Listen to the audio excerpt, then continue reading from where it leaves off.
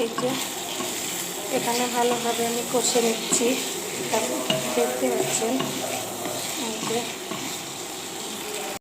ভালোভাবে এখানে নেড়ে নেব। তারপর এটাকে পানি অ্যাড করে দেব।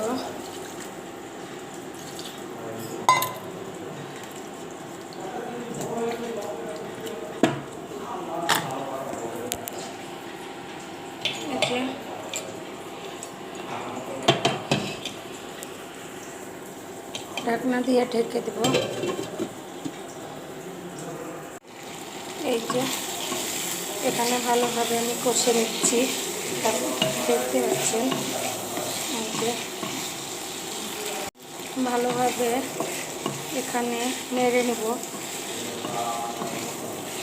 তারপর এটাকে পানি অ্যাড করে দেব।